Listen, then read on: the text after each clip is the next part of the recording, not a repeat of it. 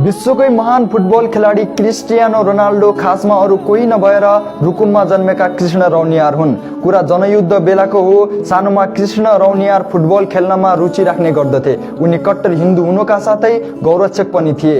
उनी दिनभरि गौ सेवा गरी साँझ सधैँ भकुण्डो खेल्न जान गर्दथे। तर जनयुद्ध चर्किँदै गयो अनि प्रचण्डे बाबुराम जस्ताले कृष्ण रौनियारलाई आफूसँगै माओवादी बनाउन खोजे, जुन उनलाई कहिले मन्जुर थिएन।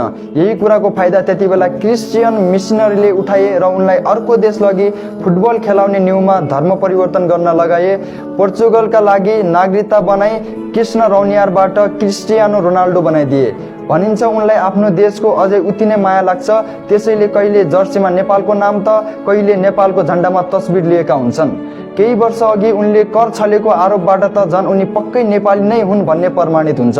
मेरो गठबन्धन सरकारसँग यो निवेदन छ कि कृष्ण रौनियारलाई चाँडै आफ्नो देश फर्काइयोस् र नेपालको फुटबलको स्तर उन्नति गरियोस्। धन्यवाद।